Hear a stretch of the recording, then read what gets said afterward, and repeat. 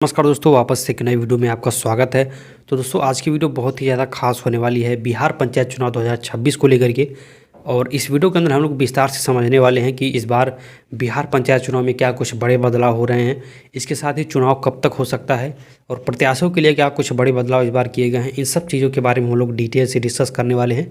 तो वीडियो का टाइटल आपने देखा होगा और आप स्क्रीन पर देख भी पा रहे होंगे कि हमने एक पीपीटी पूरी कंप्लीट बना ली है। तो यहाँ पे आप देख सकते हैं बिहार पंचायत चुनाव 2026 क्या नया हो रहा है। तो विस्तार से बात करेंगे। अगर आप चुनाव लड़ने वाले हैं, प्रत्याशी बनेंगे या फिर आप बिहार के रहने वाले हैं, आपको इसके बारे में जानकारी चाहिए तो वीडियो पूरा ज़रूर देखिएगा, क्योंकि वीडियो अगर आप पूरा देखते हैं तो आपका एक भी सेकंड वेस्ट नहीं जाने वाला है। आपको बहुत सारी जानकारी मिलने वाली है जो आपको कहीं किसी अलग चैनल पर नहीं मिलेगी। और वीडियो शुरू करने से पहले मैं आपसे एक रिक्वेस्ट करता हूँ, चैनल को आप सब्सक्राइब कर लीजिए, क्योंकि इस चैनल पे एक से एक बढ़ के वीडियो आपको मिलने वाली है फ्यूचर में। तो अभी से सब्सक्राइब करके रखिए। चलिए स्टार्ट करते हैं। तो दोस्तों, बात करें अगर इस बार के बड़े बदलाव की जो बिहार पंचायत चुनाव में आपको देखने को मिल सकता है, तो हालांकि 2025 में जो स्टेट इलेक्शन कमीशन है उसके द्वारा दोस्तों बहुस्तरीय पंचायत चुनाव की जो तारीख है वो तो तय नहीं हुई है, लेकिन जो 2026 में होने वाले अगले त्रिस्तरीय पंचायत चुनाव हैं उसके लिए कई महत्वपूर्ण बदलाव हैं, वो उनकी जो तैयारी वो बहुत ही ज़ोरों शोरों पे है। और दोस्तों, इस बार के जो चुनाव हैं वो बहुत सारे जो टॉपिक है उसमें इस बार बदले जाएंगे और इससे बिहार की ग्रामीण राजनीति और सामाजिक तस्वीर भी बदल सकती है। तो दोस्तों, सबसे पहले अगर हम लोग बात करें बड़े बदलाव की, तो वो आरक्षण में आपको देखने को मिलेगा। तो आरक्षण चक्र में बड़ा बदलाव आपको देखने को मिल सकता है। तो इसके बारे में अगर हम लोग बात करें तो 2026 के जो पंचायत चुनाव होंगे उसमें से जो राज्य में आरक्षण चक्र का दोस्तों पूर्ण परिवर्तन किया जाएगा। ठीक है, 2016 और 2021 में जिन सीटों को किसी विशेष कोटि जैसे कि अनुसूचित जाति, अनुसूचित जनजाति या अत्यंत पिछड़ा वर्ग या महिलाओं के लिए आरक्षित किया गया था, अब उन सीटों को दोस्तों सामान्य किया जाएगा, यानी कि जनरल किया जाएगा। तो ये एक बहुत बड़ी अपडेट है। ठीक है, आप इसको देख सकते हैं, बहुत बड़ी अपडेट है। यानी कि इस बार जहाँ पे सीटें पहले जिस प्रकार की होती थी वहाँ पे इस बार बदलाव किया जाएगा। इसके विपरीत जहाँ पे पहले समान श्रेणी में सीटें रही हैं, अब वहाँ पे दोस्तों आरक्षित वर्गों के जो उम्मीदवार हैं वो चुनाव लड़ सकते हैं, यानी कि आरक्षण का जो ढांचा है वो पूरी तरीके से बदल जाएगा। तो ये एक बहुत बड़ी अपडेट है आरक्षण को लेकर के बिहार पंचायत चुनाव 2026 में। इसके साथ ही दोस्तों, इस बदलाव के जो पीछे नियम है वो है कि जो लगातार पंचायत चुनाव यानी कि 2016 और 2021 के बाद से आरक्षण को रोस्टर रोटेट किया जाना चाहिए। ठीक है, तो इस रूप में 2026 के चुनाव में जो हज़ारों ग्राम पंचायत है, पंचायत समिति हैं और जिला परिषद स्तर की जो सीटें हैं उन पे आरक्षण को दोबारा एक तरीके से तय करना होगा। मतलब है कि कई मौजूदा जो प्रतिनिधियों की जीत या पक्की होती थी या उनकी जो संभावनाएं हैं वो प्रभावित हो सकती हैं, विशेष रूप से जो पिछली बार आरक्षित सीटों से जीत कर आए थे। नए प्रत्याशियों को नए समीकरण के अनुसार मैदान एक तरीके से तैयार करना पड़ेगा। तो कहने का मतलब है कि आरक्षण में इस बार पूरा बदलाव देखने को मिलेगा, सीटें इस बार बदलने वाली हैं। ठीक है, दूसरे पॉइंट की बात करें तो इस बार दोस्तों ईवीएम का उपयोग किया जाएगा, सबसे बड़ी अपडेट है। तो इस बार सबसे बड़ा जो बड़ा बदलाव है वो चुनाव की तकनीकी में हो रहा है। 2026 में जो पंचायत चुनाव होंगे उनमें पहली बार दोस्तों मल्टी पोस्ट इलेक्ट्रॉनिक यानी कि ईवीएम का, वोटिंग मशीन ईवीएम का इस्तेमाल किया जाएगा। और इस मशीन से एक ही समय में 206 पद हैं, जैसे कि मुखिया, सरपंच हो गए, पंचायत समिति सदस्य, जिला परिषद सदस्य आदि के जो चुनाव हैं वो उनकी वोटिंग संभव हो सकेगी। यानी कि बैलेट पेपर से कराने वाला लफड़ा इस बार ख़त्म हो जाएगा। ईवीएम से जाना है, बटन दबाना है और वोट आपका पड़ जाएगा। इससे मतदाताओं और प्रशासन दोनों के लिए जो मतदान प्रक्रिया है वो अधिक सुगम हो और तेज हो जाएगी। अलग अलग पदों के लिए दोस्तों बार बार अलग बैलेट मशीन की ज़रूरत नहीं होने वाली है। ठीक है, और ये पहली बार इस बार इसका प्रयोग किया जा रहा है। हालांकि दोस्तों, इस ईवीएम में नोटा का यानी कि नो ऑप्शन टू अब्सटेन का विकल्प नहीं दिया जाएगा।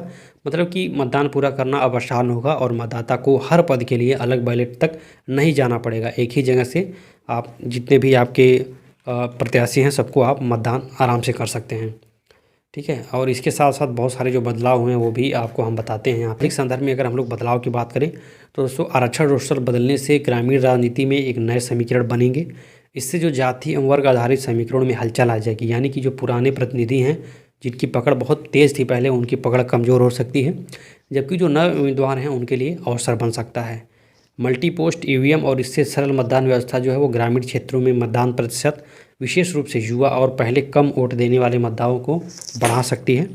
और इससे एक तरीके से लोकतांत्रिक भागीदारी की जो बढ़ावा है उसको मिलने की उम्मीद है।